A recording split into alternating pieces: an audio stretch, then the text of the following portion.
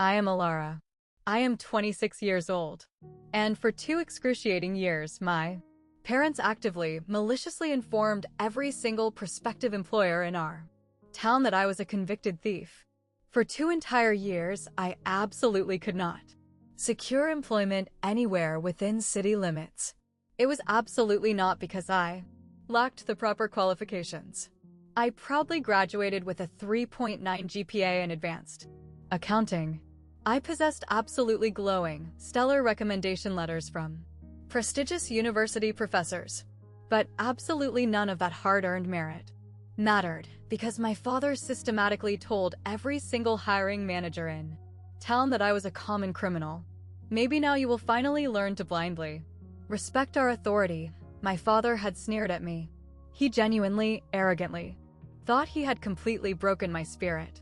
He arrogantly believed that too. Years of brutal rejection, 2 years of forcing me to scrub filthy hotel toilets, while he proudly laughed, would inevitably force me to come crawling pathetically back to his house. He possessed absolutely no idea about the hidden envelope. He explicitly possessed no idea exactly what my brilliant grandmother had secretly orchestrated 15 years ago, or exactly why the elite CEO of Sterling Holdings was personally, eagerly waiting for my arrival. Before I continue unpacking this nightmare, if you find this story of profound betrayal and ultimate, explosive vindication worth your time, please take a brief moment to engage with this video. But I ask that you only do so if you genuinely, deeply connect with what I am sharing. And please drop a comment, letting me know exactly where in the world you are currently watching from and what time the clock is showing in your city. I genuinely love reading those responses. Now, I need to pull you backward in time. Let me take you back.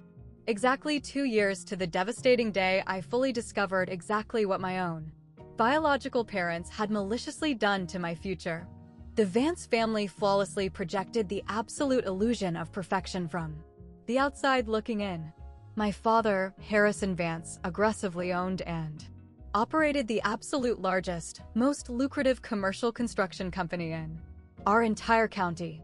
Our sprawling, 2-story colonial estate sat majestically on 3 pristine acres, featuring a massive garage that securely housed his luxury Mercedes, my mother's premium Lexus, and my older brother Julian's brand new BMW, a lavish, expensive graduation gift simply for finishing a basic business school program. My mother, Beatrice, flawlessly played the submissive role of the deeply devoted, perfect corporate wife. Expensive, imported Wedgwood china, exclusively utilized for Sunday family dinners. Fresh, exotic flowers sourced from the local farmer's market, flawlessly arranged every single week. A blinding, practiced smile that absolutely never, ever cracked or faltered in public view. And Julian, exactly 4 years older than me, the ultimate untouchable golden child, the designated heir apparent. He had been aggressively, meticulously groomed to seamlessly take over our father's massive construction empire since he possessed the motor skills to hold a toy hammer. Absolutely everything Julian carelessly touched miraculously turned into a golden opportunity. Absolutely everything I meticulously worked for was aggressively questioned and diminished. Growing up in that house, I learned at a terrifyingly young age that daughters occupied a vastly, significantly different, inferior place in the Vance household hierarchy. When Julian casually demanded to study abroad in London for an entire semester, Dad effortlessly wrote the massive, exorbitant check without blinking an eye. When I tentatively inquired about attending the exact same academic program 2 years later, he actually let out a harsh, mocking laugh. What on earth for? You will simply get married off eventually. Save me the wasted capital. I was aggressively forced to attend the local state university, located 40 minutes away. I was forced to live at home under their strict rules and commute daily. At formal family dinners, the entire conversation inherently always orbited exclusively around Julian, his minor projects, his supposed promotions, his limitless future. I silently sat at the absolute far End of the massive table, quietly passing heavy serving dishes and diligently clearing the dirty plates, while Dad grandly carved the roast and dispensed unsolicited, arrogant wisdom exclusively to his son. A real man builds his eternal legacy entirely through his hard work, Dad would loudly proclaim, pointing his silver fork directly at Julian. Always remember that fact. He absolutely never, not a single time, pointed that silver fork at me. When I was exactly 16 years old, I accidentally overheard him explicitly telling my mother something horrific that I have absolutely never forgotten. They were standing in the pristine kitchen, their voices pitched low, and I had silently paused outside the swinging door. Daughters absolutely do not need to aggressively achieve anything in life, he stated flatly, his tone completely devoid of warmth. They simply need to learn exactly how to submit and keep a clean home.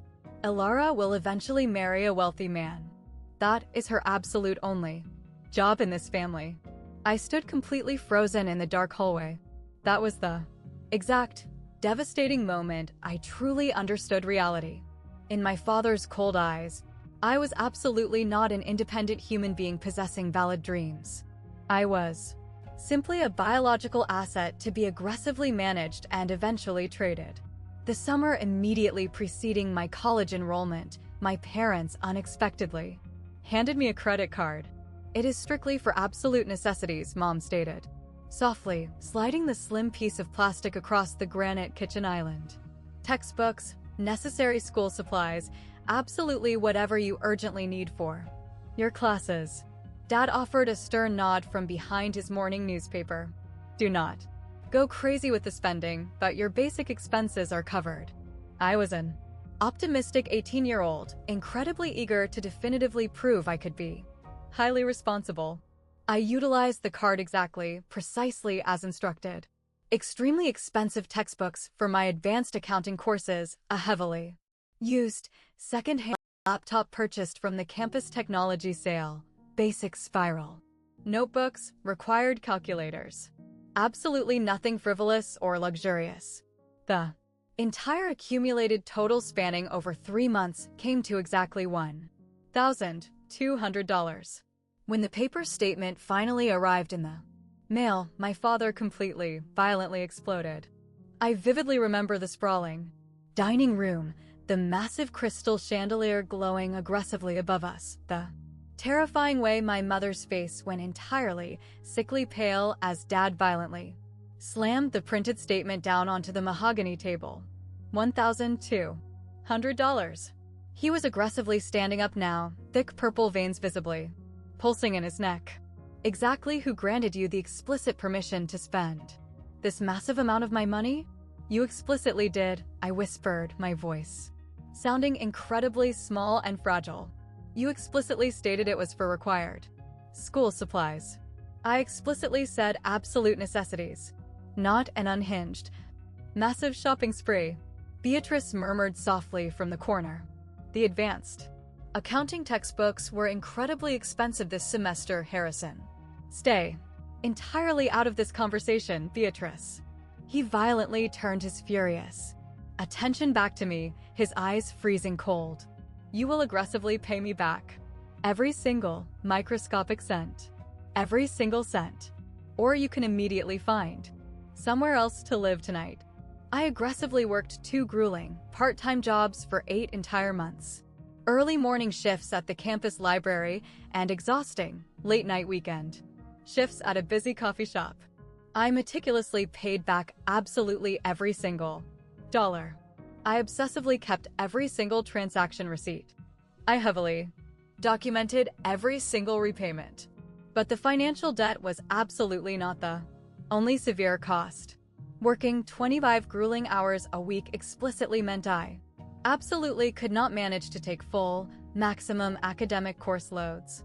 I was aggressively forced to stretch my undergraduate degree over 6 agonizing years, instead of the standard 2 extra years of accumulating expensive tuition that my father absolutely refused to assist with. 2 extra years of being forced to commute from a highly toxic home 2 extra years of being constantly, aggressively reminded that my very existence was a massive, inconvenient burden.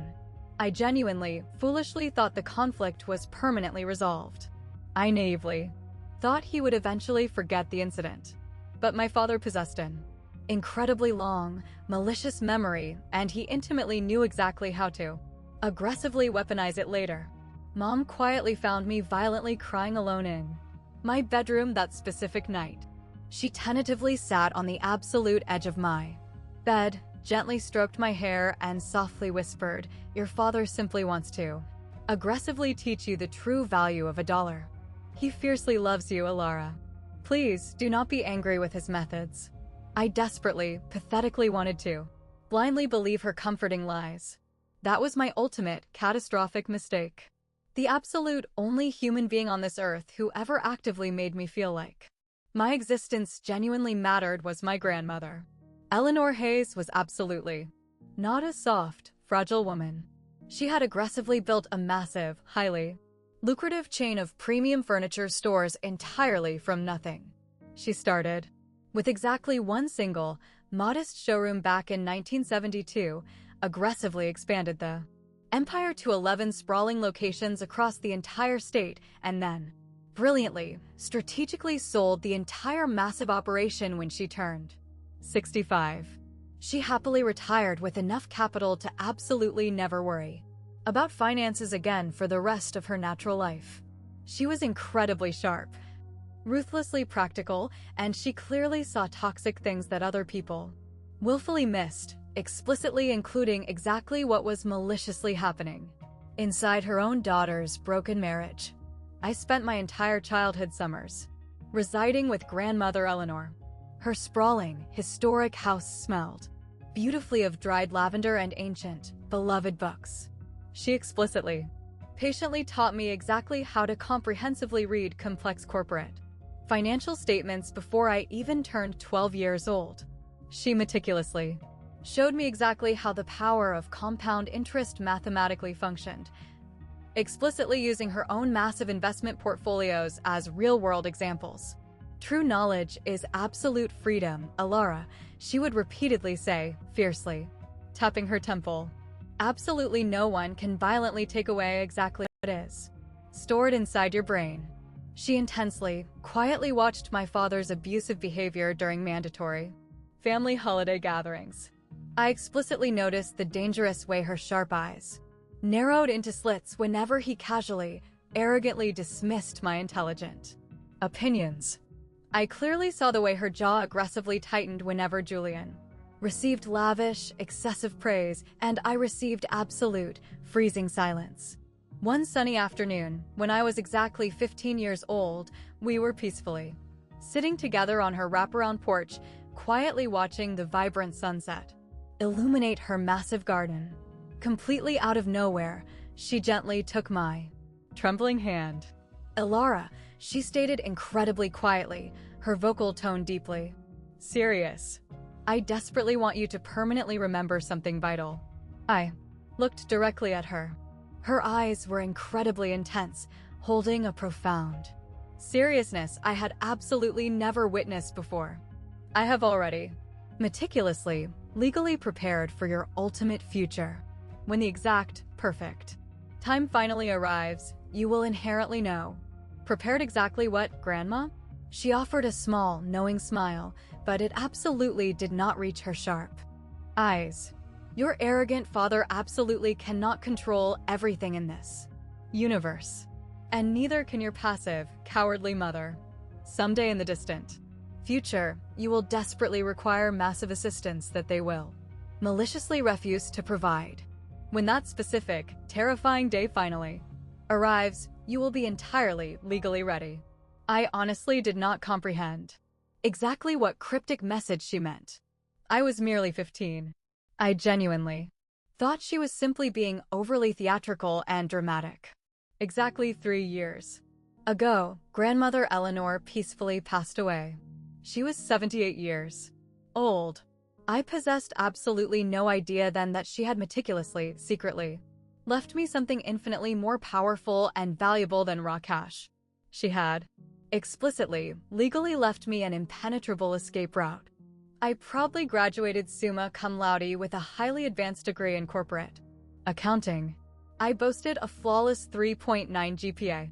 I had aggressively earned a coveted spot on the dean's list every single, grueling semester. A prominent university professor who had previously worked at Deloitte wrote me an incredibly glowing, stellar recommendation letter.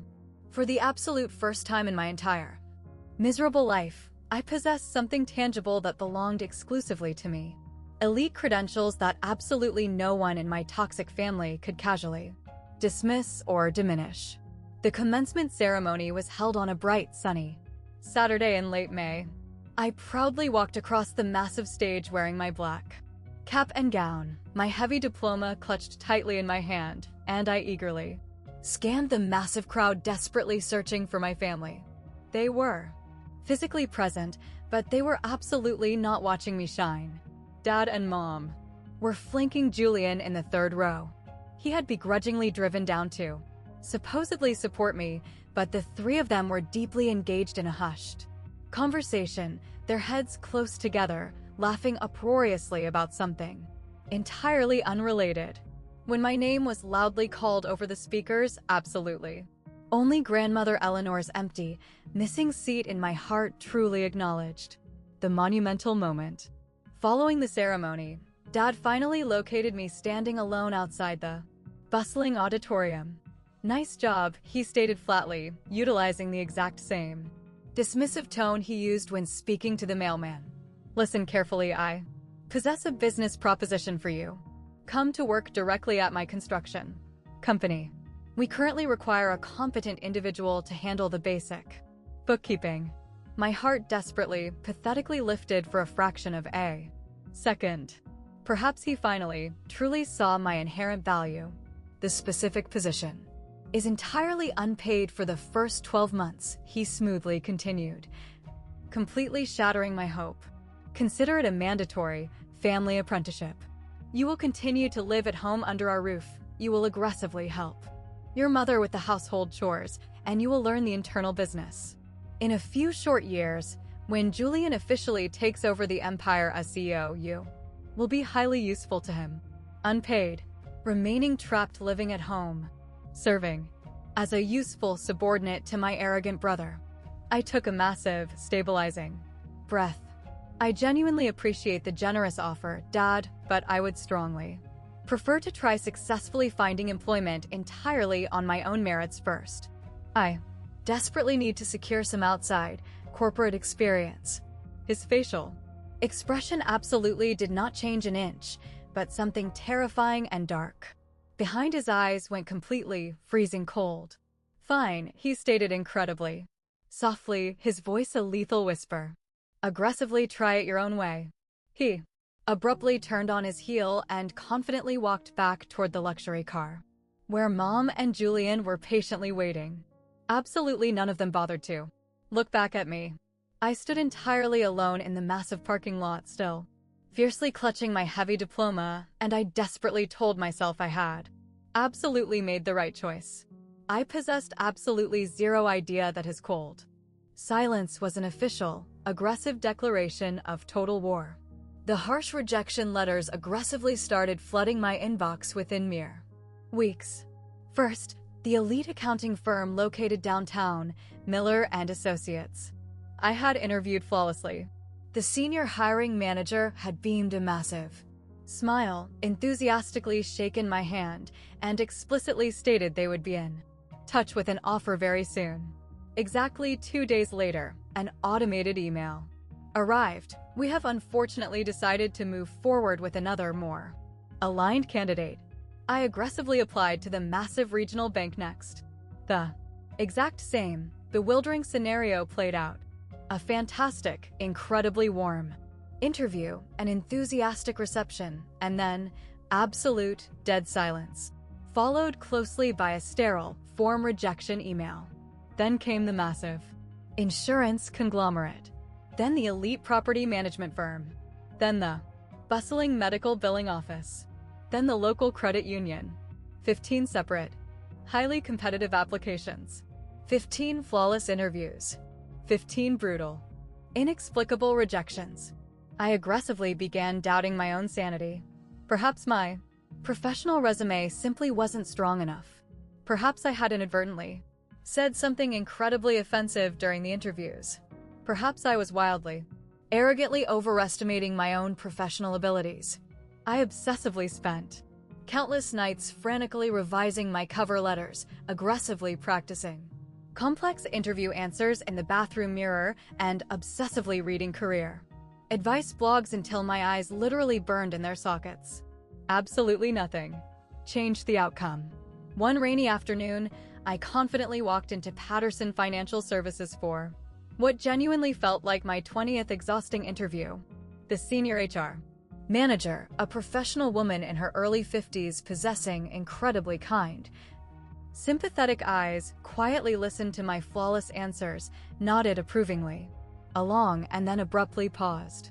She intensely looked at me for a very long, heavy moment. Something fundamental violently shifted in her facial expression. "Miss Vance," she stated incredibly slowly, lowering her voice to a whisper.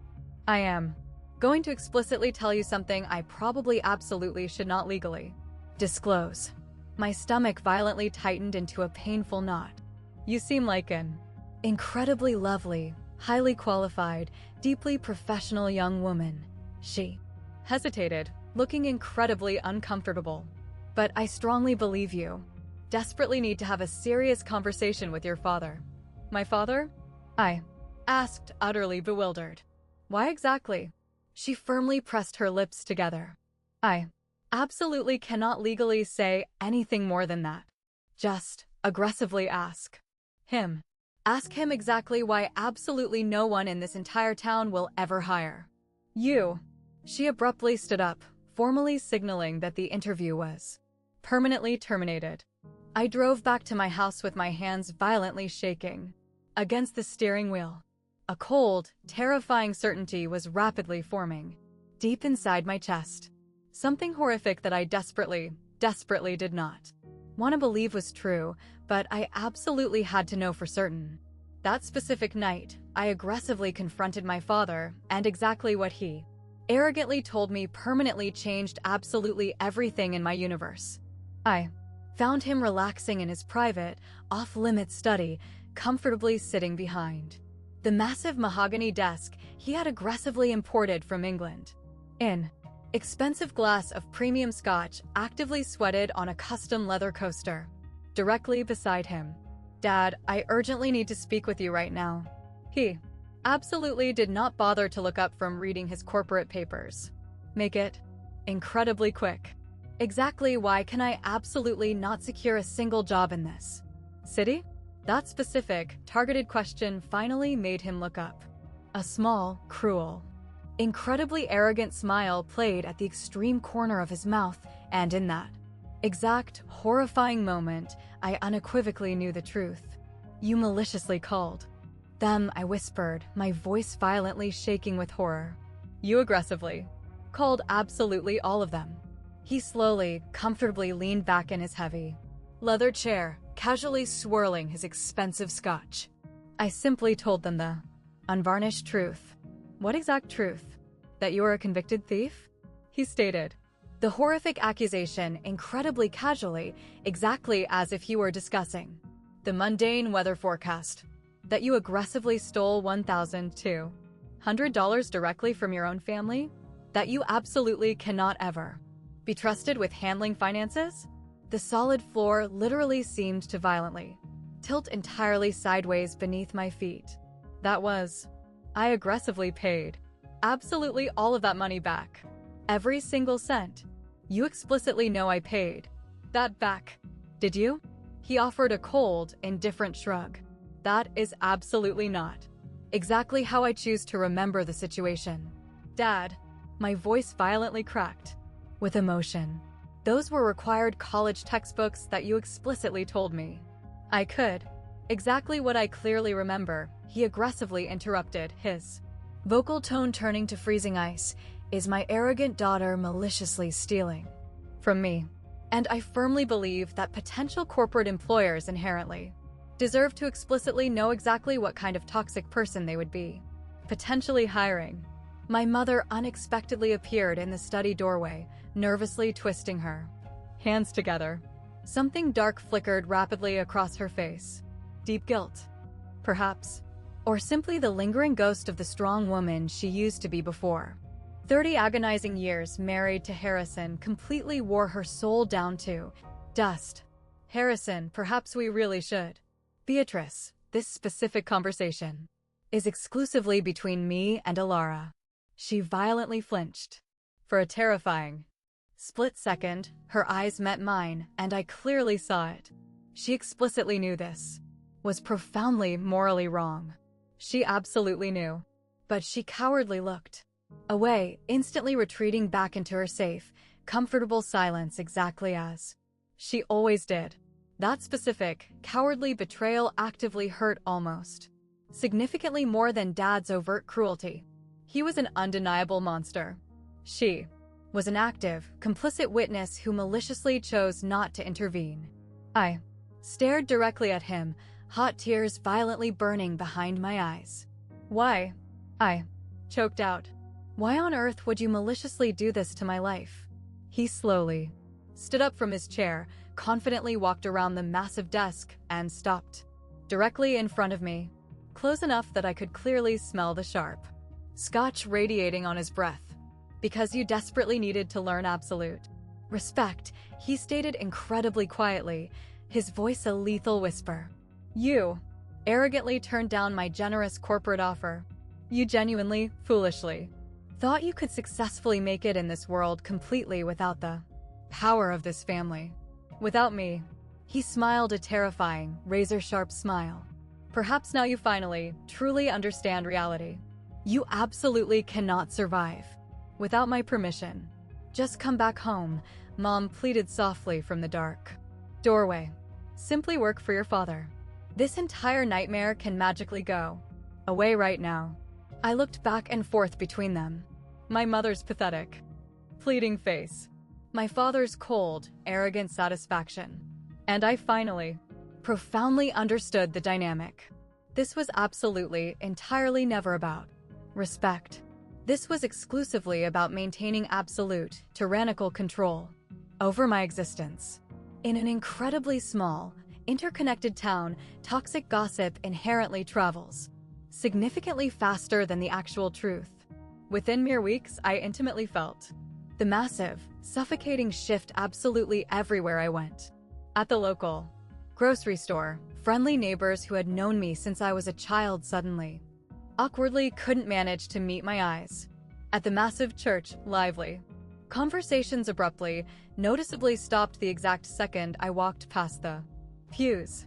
The sweet woman working at the local dry cleaner, who had inherently always enthusiastically asked about my demanding university studies, suddenly started aggressively treating me exactly like a dangerous stranger. The malicious whispers were absolutely everywhere. Did you hear the shocking rumors about Harrison's daughter? It is truly such a massive shame. The prominent family is absolutely devastated. They desperately tried to help her, you know. She just stubbornly, arrogantly wouldn't listen to reason. My father had been incredibly, terrifyingly strategic in his assault. He absolutely hadn't just maliciously called the corporate employers. He had aggressively seeded the toxic story throughout his entire, massive social network. Elite golf buddies, powerful chamber of commerce colleagues, affluent neighbors at lavish dinner parties. The fabricated narrative was inherently always the exact same. Deeply troubled daughter, severe theft problem, a devastated family desperately trying to cope. He absolutely never lied outright. He simply, brilliantly told his highly curated version of events. And in a sprawling town where Vance Construction had physically built half the commercial buildings, his specific version was the absolute only one that actually mattered to anyone. Julian actively, aggressively made the situation infinitely worse. I unexpectedly ran into him at a local coffee shop one morning, one of my former, grueling part-time jobs. He was aggressively hanging out with his obnoxious Friends, arrogant guys I vaguely recognized from his elite fraternity days. "Hey, there, little sister," he aggressively called out, intentionally loud enough for absolutely everyone in the crowded shop to hear him. "Are you still pathetically looking for work?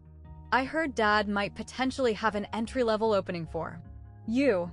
"Oh, wait." He let out a harsh, cruel laugh. "You would probably just aggressively steal cash directly from the register anyway." His obnoxious friends loudly snickered in agreement. I silently left my paid coffee sitting on the counter and confidently walked out the door, my entire face burning with absolute humiliation.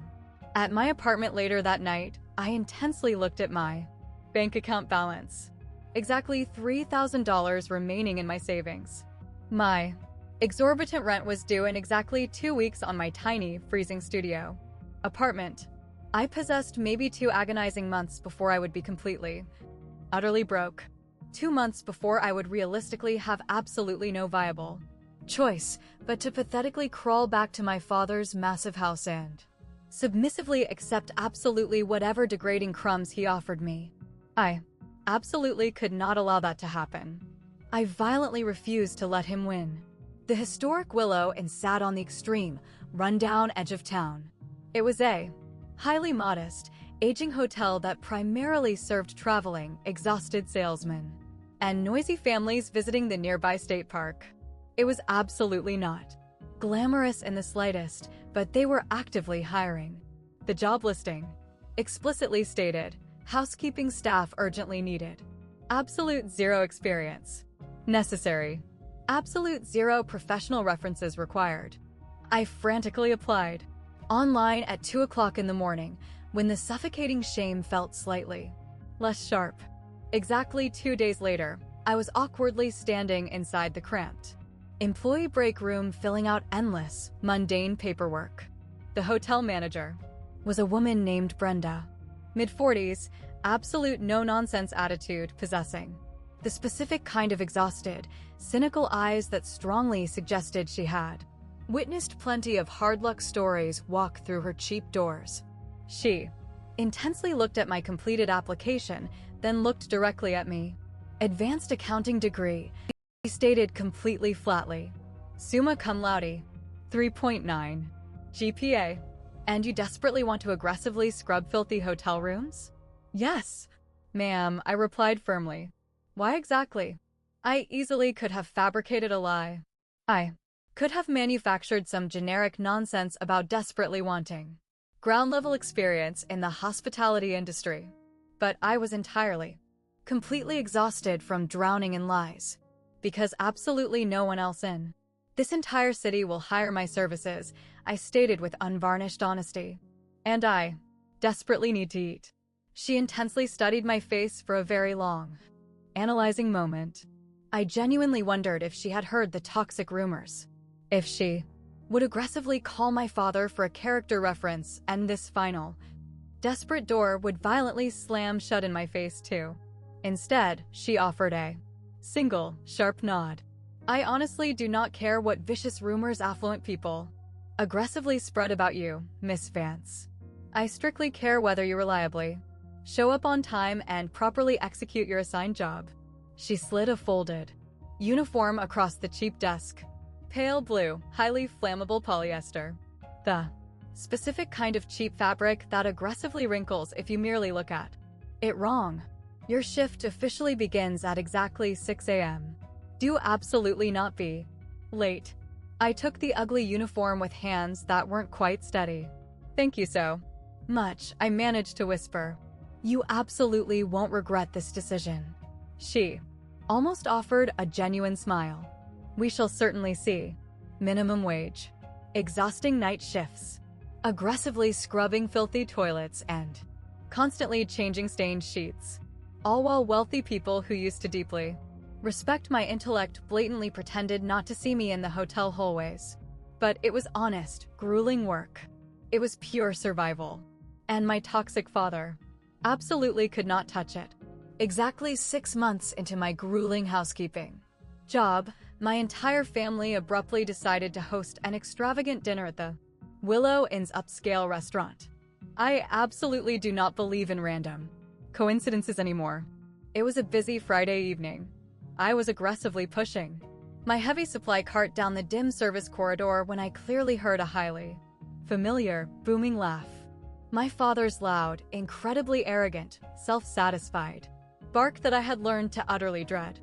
I completely froze in place, desperately pressed my body flat against the wall, and carefully peeked around the corner. There they prominently were, being formally seated in the busy hotel restaurant. Dad draped in his expensive, charcoal Tom Ford suit. Mom wearing her signature, authentic pearls. Julian aggressively checking his smartphone, already appearing deeply bored. The polite hostess was actively leading them to a prime window table situated right in my direct line of sight. I absolutely should have stayed completely hidden. I should have frantically switched floors and urgently asked another housekeeper to cover my assigned section. But before I could physically move a single muscle, my father's sharp eyes aggressively found me. The heavy supply cart, the cheap, wrinkled polyester uniform, the bright yellow rubber cleaning gloves covering my hands. His entire face violently split into the absolute widest, most malicious grin I had ever witnessed. Well, he aggressively nudged my mother, pointing directly at me for the entire restaurant to see. Beatrice, look over there. Our brilliant daughter finally discovered her true calling in life. Mom's face violently flickered. Deep shame, perhaps, or something infinitely darker that I completely couldn't read. Julian just let out a harsh, mocking laugh. Hey, Elara. My older brother loudly called out across the crowded restaurant, intentionally loud. Enough for every single affluent guest to clearly hear him. You entirely missed a massive spot cleaning room 204. Several wealthy diners immediately turned their heads to look at me in disgust. Some clearly recognized my face. I explicitly saw the frantic, malicious whispers instantly start. I stood, completely paralyzed in my wrinkled, cheap polyester uniform, tightly holding a dripping toilet brush, while my biological family maliciously watched me from their pristine white tablecloth table with their gleaming crystal water glasses and their heavy Rolex watches. My father aggressively raised his expensive wine glass high toward me in a cruel, mocking toast.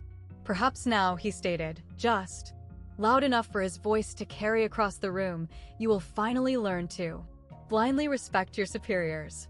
I absolutely did not break down and cry. I absolutely did not run away. I just slowly turned my body around and aggressively pushed my heavy cart back down the dark corridor. But something fundamental and ironclad violently hardened inside my chest that specific night. I vividly remembered exactly what Grandma Eleanor had cryptically said. When the exact time comes, you will intrinsically know. I deeply wondered. Exactly when?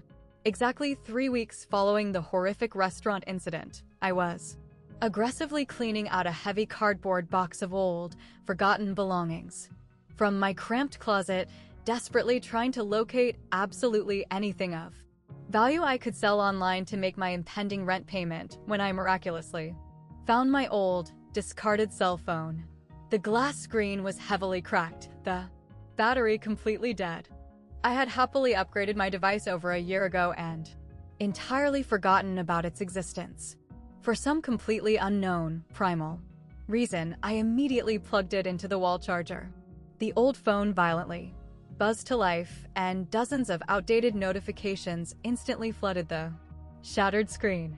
Ancient, irrelevant text messages from college acquaintances I had lost touch with, generic spam emails, and exactly one single voicemail, originating from 3 entire years ago, right immediately after Grandma Eleanor tragically died. I aggressively pressed play, my heart suddenly pounding against my ribs. Miss Vance, this is Arthur Sterling from Sterling and Associates Law Firm. The deep voice was highly professional, incredibly measured.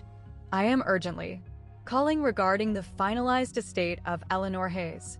There are several highly critical, confidential legal documents pertaining to her final will that Require your immediate, personal attention. Please explicitly contact our private office at your absolute earliest convenience. The automated message ended. 2 entire years. I had completely, utterly missed this explosive call. 2 entire years ago. I vividly remembered that dark period of time. The suffocating, impenetrable fog of grief immediately following Grandma's funeral. I absolutely hadn't been diligently checking my voicemails. I had completely, foolishly assumed her estate was entirely straightforward. Dad had aggressively, explicitly told all of us she had generously left absolutely everything to various charities with incredibly small, insignificant monetary gifts, designated for each grandchild. Absolutely nothing significant, he had stated. Incredibly dismissively. Your grandmother was inherently always overly sentimental and foolish with her capital. I had blindly, stupidly believed his lies. I aggressively grabbed my current, active smartphone and frantically dialed the prestigious law firm. A polite receptionist answered on the second ring. Sterling and Associates. Exactly how may I direct your call today? I am desperately trying to reach Arthur Sterling. He specifically contacted me regarding my late grandmother's estate. Eleanor Hayes. A heavy, loaded pause. Hung on the line. I am incredibly sorry. Mr. Sterling officially retired late last year due to severe health issues. His active case files were systematically transferred to various other senior attorneys within the firm. Another heavy pause. Loud keyboard clicking echoed over the line. I clearly see a highly specific note here that Mr. Sterling attempted to aggressively reach you multiple times. The digital file explicitly indicates the calls consistently went entirely unanswered, and your biological father, Harrison Vance, eventually proactively contacted our office and explicitly stated you were absolutely not interested in pursuing the legal matter any further. The blood in my veins ran completely freezing cold. My father explicitly said exactly what? I am simply reading the official case notes, ma'am. It explicitly states, family representative formally confirmed beneficiary aggressively declined further legal contact. Dad had maliciously, deliberately intercepted the communication. He explicitly, legally told them I was absolutely not interested in my own inheritance. Can you please tell me exactly where the specific case file was formally transferred? I would desperately need to comprehensively check our deep archives. Can you please leave your contact number? Transferred exactly where? To exactly whom? I would desperately need to check our archives. Please leave your number. I aggressively provided her with my detailed information, but some dark, primal instinct deeply told me I absolutely wouldn't hear back from them. The legal trail had gone completely, utterly cold. But now I explicitly, undeniably knew there was something incredibly massive hidden inside Grandma's estate that Dad absolutely, actively didn't want me to ever find. Exactly a month later, my father unexpectedly called my active phone number. I almost aggressively hit the ignore button, but something, perhaps pure desperation, or perhaps the foolish, lingering hope that things could miraculously still change, made me press accept. Elara. His vocal tone was incredibly warm. Entirely too artificially warm. Exactly how are you doing? I am perfectly fine, Dad. Listen to me very carefully. I have been doing a massive amount of deep thinking lately. This ridiculous estrangement has gone on entirely long enough. Your mother desperately misses your presence. I desperately miss you. He paused dramatically.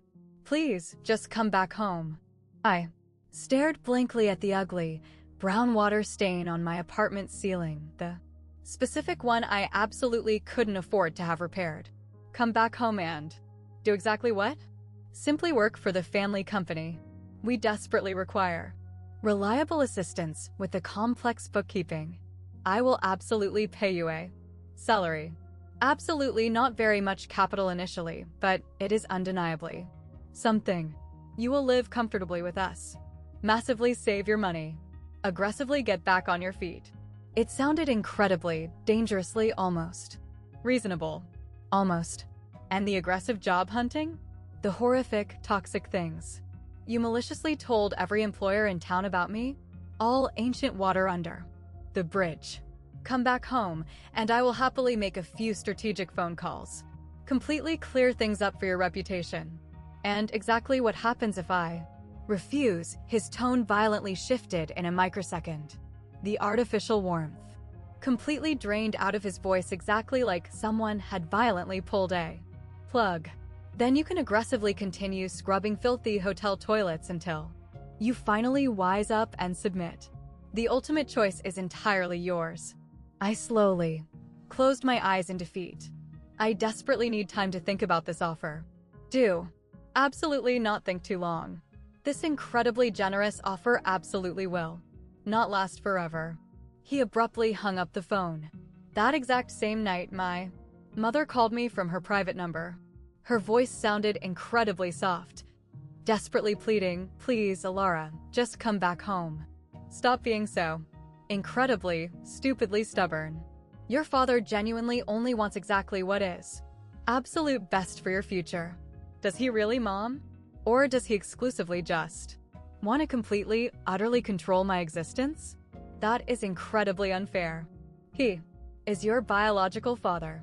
He fiercely loves you in his own unique way. His highly specific way is actively destroying my entire life. Total silence hung on the line, then incredibly quietly. You are aggressively making this situation infinitely harder than it actually needs to be. I aggressively hung up the phone. Without saying a final goodbye, Julian texted my phone exactly an hour later. Just pathetically give up already, sis. You are deeply embarrassing yourself and this entire family. I absolutely did not respond. Instead, I aggressively opened my laptop and started frantically applying to corporate jobs located significantly outside our immediate town. Massively far outside. Geographic. Places where the powerful Vance name meant absolutely nothing to anyone. I desperately had to escape this nightmare. Exactly 2 weeks later, I violently learned exactly what my malicious father had aggressively planned for my future. I was actively working the late, exhausting night shift at the Willow Inn, meticulously restocking cleaning supplies in the second-floor utility closet when loud voices clearly drifted up from the hotel restaurant located directly below. The ancient ventilation ducts carried ambient sound in highly strange, amplified ways, a bizarre architectural design flaw I had painstakingly learned to tune out over the months. But then I explicitly heard my father's unmistakable name, and then I clearly heard mine. I tell you, Richard, it is absolutely perfect timing. Dad's booming voice sounded incredibly jovial, radiating absolute, arrogant confidence. Your successful son is actively looking to settle down and marry. My daughter desperately requires firm, unyielding stability in her life. We aggressively merged the two families. We seamlessly merged the massive businesses, Vance Construction and Palmer Plumbing. We will utterly, completely dominate the entire county's commercial market. A secondary, significantly older, gruff voice replied. She is the specific one who has been causing massive trouble, right? The horrific theft allegations? That minor issue is completely handled. She is incredibly close to finally breaking and coming back home. Another few agonizing months of this misery. Dad let out a dark, booming laugh, and she will submissively agree to absolutely anything, explicitly including meeting your boy for a formal arrangement. My blood instantly turned to freezing ice in my veins. So, exactly what is this? A completely arranged marriage?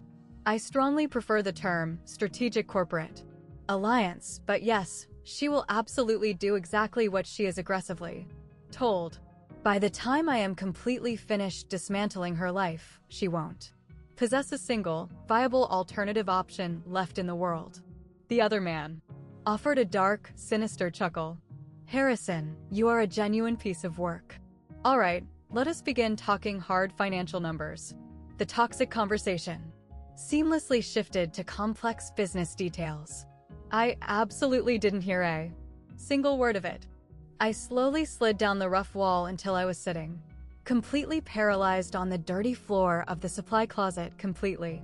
Surrounded by cheap toilet paper and harsh bleach, my heart violently hammering against my ribs exactly like a trapped bird. He wasn't just maliciously trying to control my career. He was actively, aggressively planning to literally sell my body as part of a massive business arrangement, a corporate merger, permanently sealed with his own daughter's future. I immediately thought about Grandma Eleanor, her cryptic, dying warning, her ironclad promise that she had meticulously prepared something to save me. I absolutely did not know exactly what she had left me or exactly how to locate it, but I intimately knew exactly one thing with absolute, terrifying certainty. I absolutely could not remain in this highly toxic town for another second, absolutely no matter what massive price it cost me. I aggressively started sending out rapid-fire applications to massive corporate companies located in distant cities I had never even physically visited. Sprawling metropolitan places exactly where my father's aggressive, toxic influence absolutely couldn't reach me. Chicago, Denver, Atlanta. Absolutely. Anywhere situated far enough away that a small-town construction CEO's malicious gossip wouldn't matter in the slightest. The brutal rejection letters aggressively piled up in my inbox. Several elite companies explicitly wanted professional references I obviously couldn't safely provide. Others aggressively questioned the glaring, 2-year gap in my corporate employment history.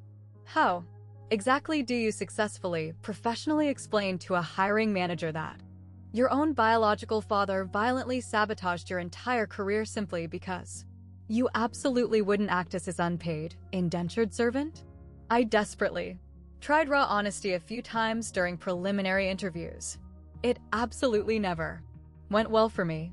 That sounds exactly like an incredibly complicated, messy family situation, one highly skeptical HR manager stated incredibly diplomatically, which was basically polite corporate speak for, "We absolutely do not want your toxic drama infecting our company." After weeks of receiving absolutely nothing but radio silence, I had genuinely almost completely given up hope.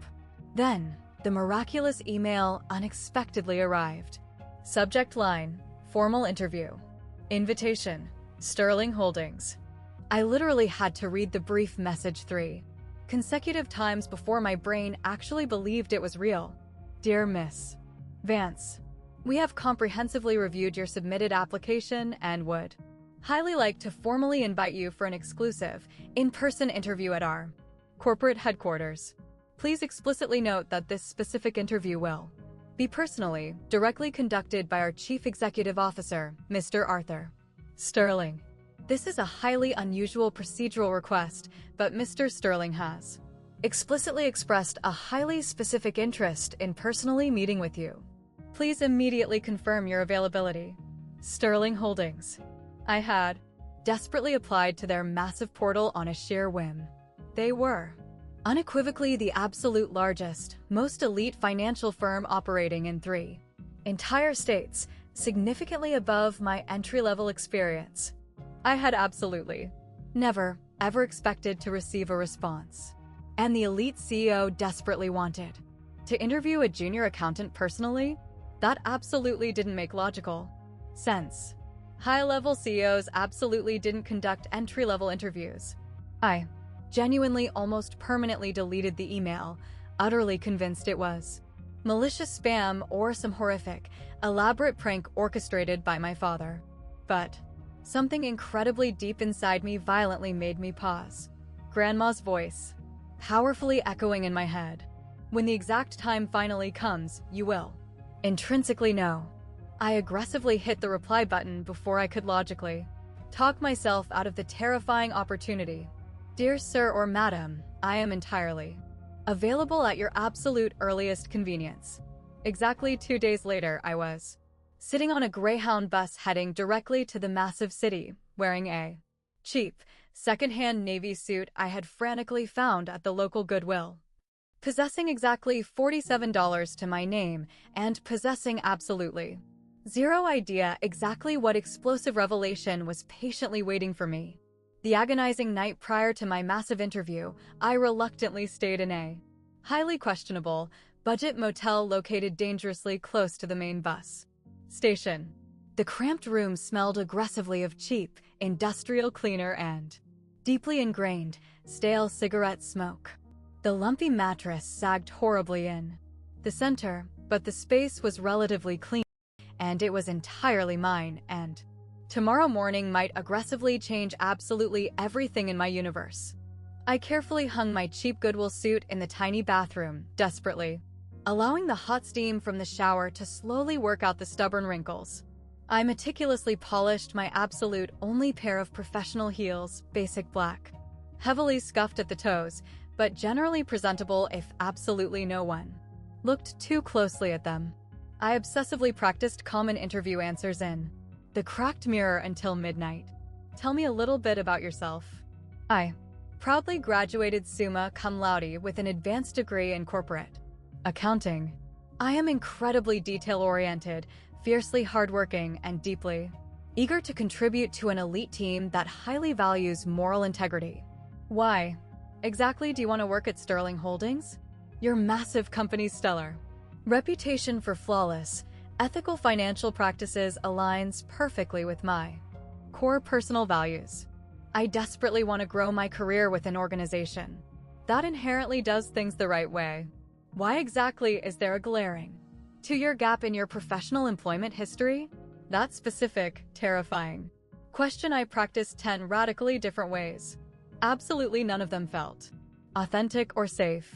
Linda, my tough manager at the hotel, had incredibly generously given me the entire day off completely without asking any probing questions. Go aggressively.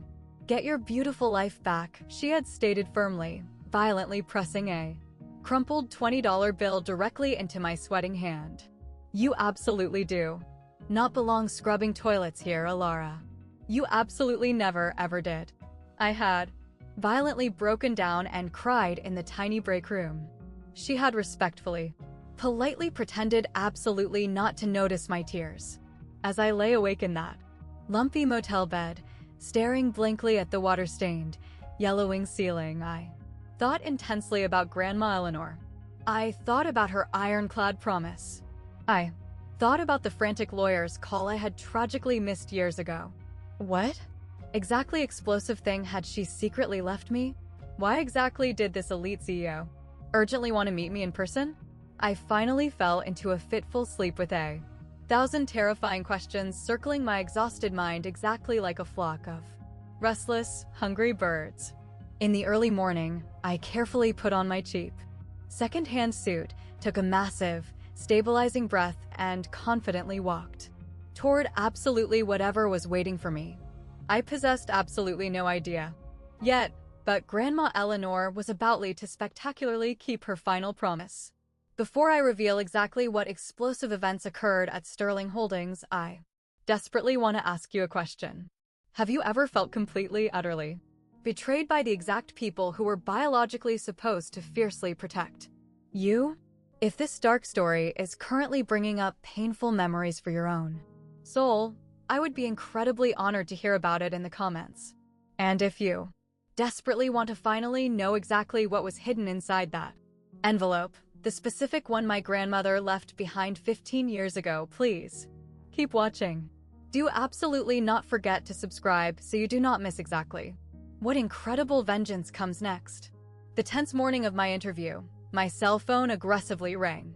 I was actively walking toward the towering Sterling Holdings building, a massive, gleaming skyscraper constructed of pristine glass and steel that inherently made me feel incredibly small and insignificant in my cheap Goodwill suit when I clearly saw the caller ID flashing. Dad. My trembling thumb desperately hovered over the red ignore button, but some primal, terrified instinct violently forced me to answer the call. Elara. His voice was completely flat, terrifyingly cold, and dripping with venom. I hear you possess a massive corporate interview today. My stomach completely plummeted into the sidewalk. Exactly how on earth do you know that information? Julian aggressively follows your pathetic little social media accounts. Incredibly careless of you, foolishly tagging your exact location at the central bus station, actively purchasing a ticket to the city. He aggressively did some deep digital digging. He easily figured out exactly which elite financial companies you had desperately applied to.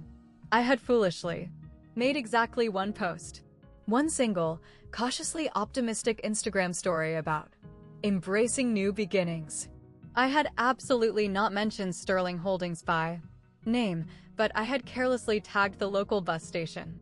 Julian must have aggressively checked exactly which massive financial firms were headquartered in that specific city and meticulously cross-referenced them with active job postings. I was incredibly, dangerously stupid. So incredibly stupid. It absolutely doesn't matter, Dad. This is absolutely none of your. I intimately know highly influential people operating in the elite finance sector, Elara. The industry is significantly smaller than you arrogantly think. He let the terrifying, heavy threat hang suspended in the air. Exactly one single phone call from me. That is absolutely all it takes to destroy this.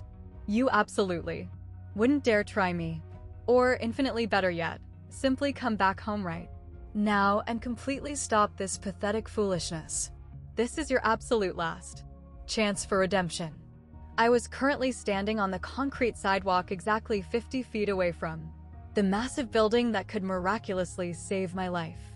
And my own biological father was aggressively attempting to violently burn it to the ground from 300 miles away. My phone violently buzzed against my ear. A text message from Julian. You are completely done, sis. Dad already aggressively called their executive board. Enjoy the miserable bus ride back home in defeat. My hands were shaking so violently, I literally almost dropped the phone onto the concrete. I slowly looked up at the towering Sterling Holdings skyscraper. 26 entire floors of gleaming, pristine glass perfectly reflecting the bright morning sun. Perhaps he had already successfully poisoned this massive well, too. Perhaps I was literally walking blindly into another brutal, humiliating rejection. Another heavy door aggressively slammed directly in my face. But I had already come entirely too far to cowardly turn back now. I aggressively silenced my phone, meticulously straightened my cheap secondhand suit, and confidently walked directly through the revolving front doors. Absolutely whatever horrific fate was patiently waiting for me inside, I would fiercely face it standing proudly on my own 2 feet. The massive lobby of Sterling Holdings was exactly everything my miserable life absolutely wasn't. Gleaming, imported marble floors polished to a flawless mirror shine. A towering 3-story central atrium featuring abstract, modern art installations elegantly suspended from heavy steel cables. Wealthy men and women draped in expensive, custom designer suits purposefully crossing toward the private elevators, their designer heels clicking in sharp, confident rhythms. I timidly approached the massive, circular reception desk, acutely, painfully aware of my heavily scuffed shoes and pathetic second-hand blazer.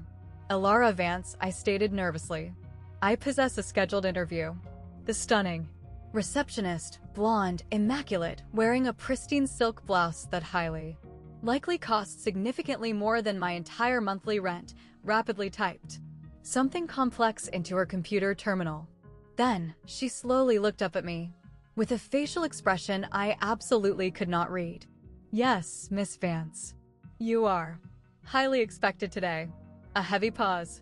Mr. Sterling will be seeing you entirely, personally inside his private office, located on the 26th floor. The elite CEO's private office. That is entirely correct. She smoothly handed me a glowing electronic visitor badge. Please take the exclusive private elevator, located directly on your left. His senior executive assistant will meet you upon arrival.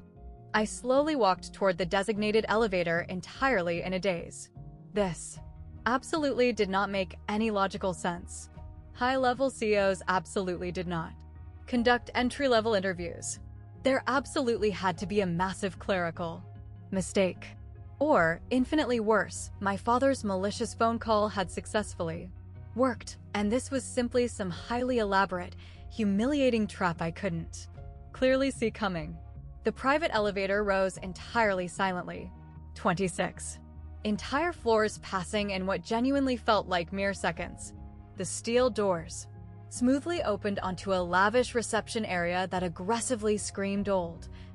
Unfathomable money. Original, priceless artwork adorned the walls.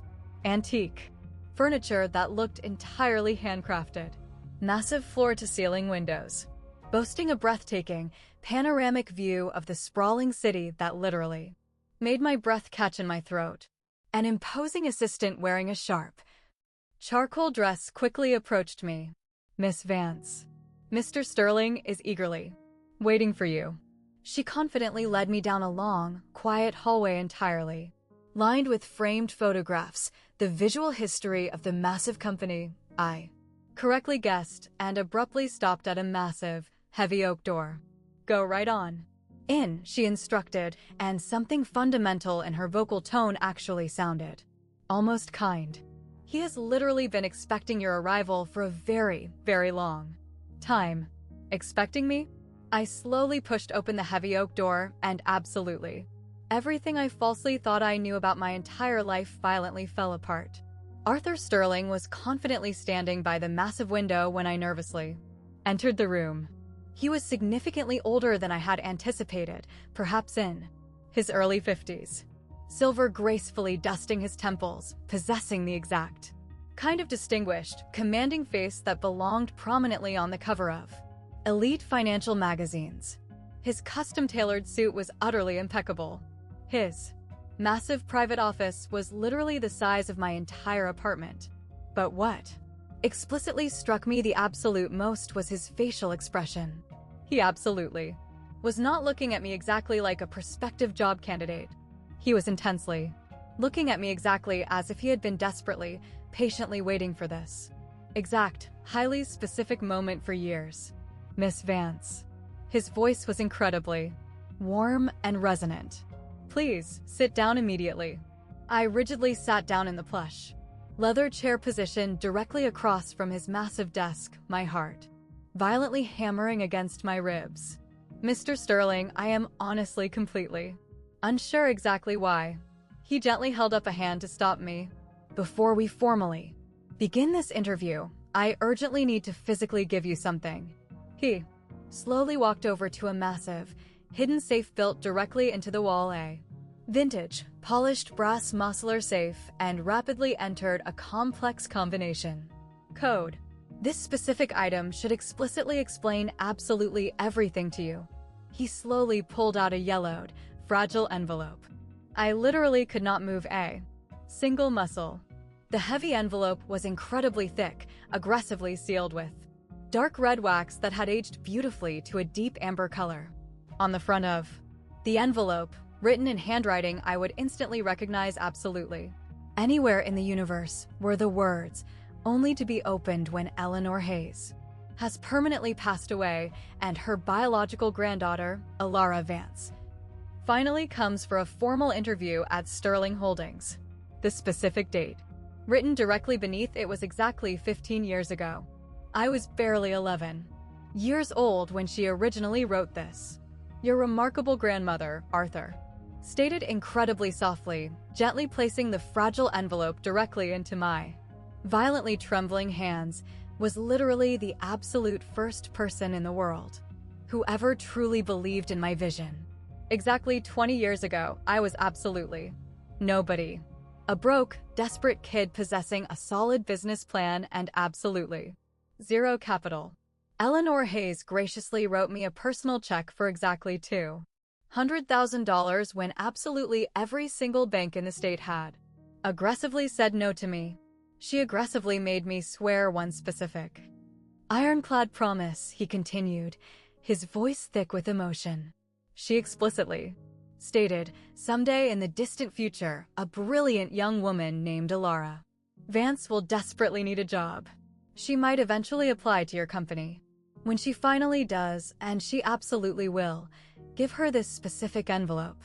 I proactively set up an aggressive, digital flag inside our global HR system. 15 entire years ago. Your exact name. Your specific social security number.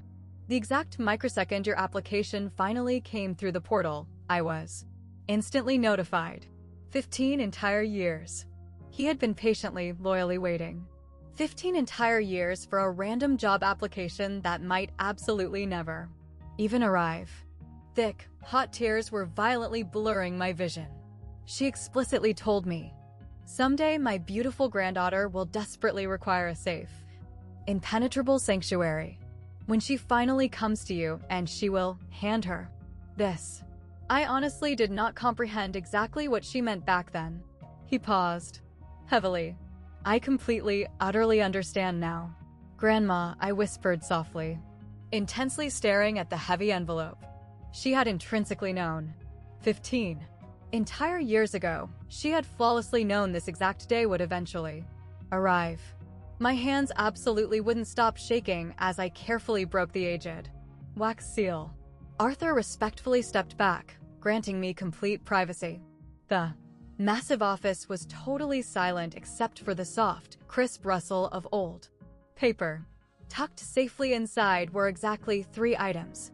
First, a handwritten letter penned on expensive, cream-colored stationery.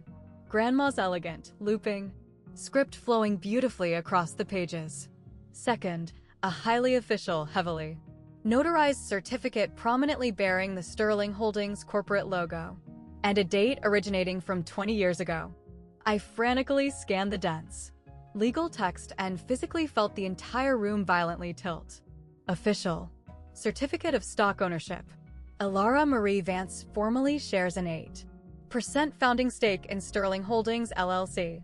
I read the document twice, 3 consecutive times. "I honestly do not understand this at all," I whispered brokenly. Arthur slowly pulled up a plush chair directly beside me. "When your brilliant grandmother originally invested her capital in my fledgling company, she absolutely did not want the lucrative shares registered under her own name. She legally placed them directly into a blind trust explicitly for you, her then 6-year-old granddaughter. They are legally, irrevocably, permanently yours. But why on earth didn't absolutely anyone tell me about this? The trust was meticulously, legally structured to remain completely silent and inactive until either Eleanor officially passed away or you physically came to this specific company seeking employment. Whichever event occurred first. She brilliantly designed it that highly specific way." He paused, letting the reality settle. "She desperately wanted to ensure absolutely no one could aggressively take it from you, not even your powerful father." The third item in the envelope. A small, heavily battered leather journal, its pages deeply yellowed and soft with extreme age. I slowly opened the cover. Inside were meticulous notes, exact dates, and chilling observations aggressively spanning decades. October 1998.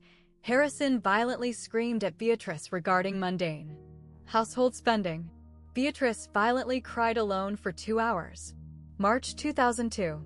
Harrison aggressively refused to pay for Elara's basic piano lessons. Coldly called them a complete waste of money for a girl. June 2008. Harrison explicitly forbade Elara from applying to out-of-state colleges. Stated women absolutely do not need fancy degrees. Page after terrifying page. She had been intensely watching, meticulously documenting, aggressively preparing for war. Your beloved grandmother intrinsically knew, Arthur stated incredibly quietly. She explicitly knew exactly what kind of monster your father truly is. She absolutely couldn't aggressively stop him directly, so she brilliantly, secretly built you an impenetrable escape route. I was violently crying now. I literally couldn't stop. The tears. She had fiercely loved me this incredibly much.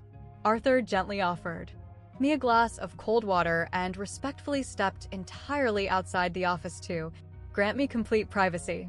I sat completely alone in his massive office, tightly holding my grandmother's final letter exactly as if it were constructed of fragile glass. My dearest, brilliant Elara, if you are currently reading these words, then I have permanently left this world, and you have successfully found your way here. I am so profoundly sorry I absolutely couldn't be physically there to hand this to you myself. I desperately want you to deeply understand exactly why I did what I did. I silently watched your mother marry Harrison Vance. I explicitly saw the terrifying warning signs from the absolute beginning.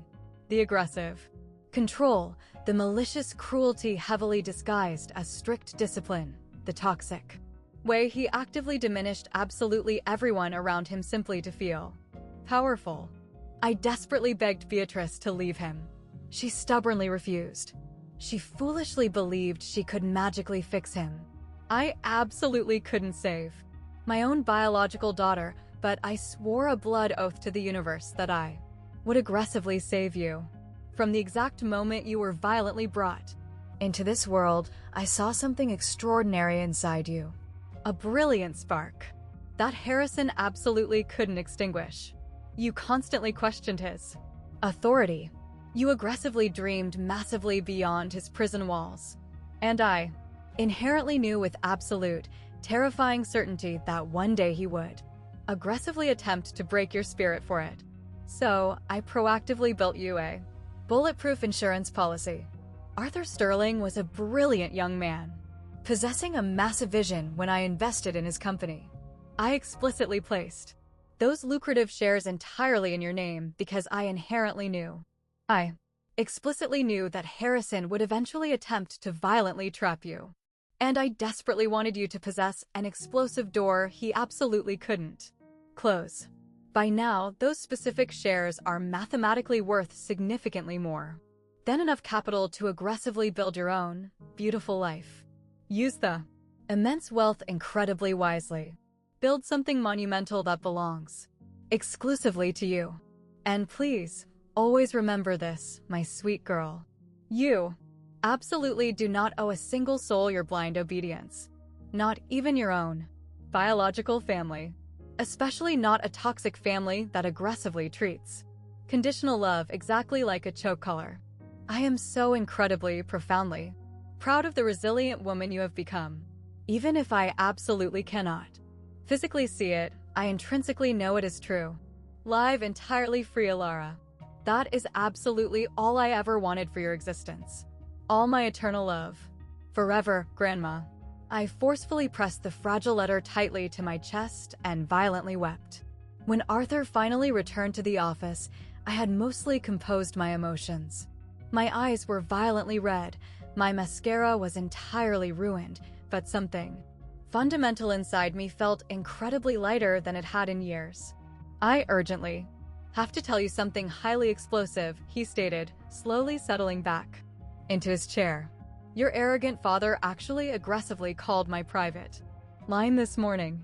My entire body instantly went freezing cold. What exactly did he say to you? The exact same malicious garbage he has apparently been aggressively telling absolutely everyone in town. That you are a convicted thief, that you maliciously stole from your own family, that I absolutely should not trust you. Arthur's facial expression remained completely, professionally neutral, but I explicitly saw something highly dangerous flash deep behind his eyes. He was incredibly confident, highly maliciously persuasive. And you? What did you do? I silently listened to his lies. He calmly folded his hands. And then I intensely looked at the damning journal your grandmother left behind. At her meticulous documentation of his horrific, abusive behavior spanning 30 years. He directly met my gaze.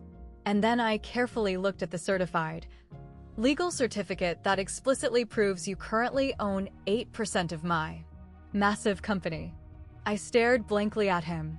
Miss Vance. Elara. You're arrogant. Father literally just aggressively attempted to publicly slander a senior shareholder of Sterling Holdings, one of our primary founding stakeholders. In fact, a small, terrifying smile crossed his face. I genuinely do not think he is historically accustomed to making that specific kind of catastrophic miscalculation. He absolutely doesn't know, I whispered in shock. About the shares. About absolutely any of this. No, your brilliant grandmother was. Incredibly, explicitly specific about maintaining absolute secrecy.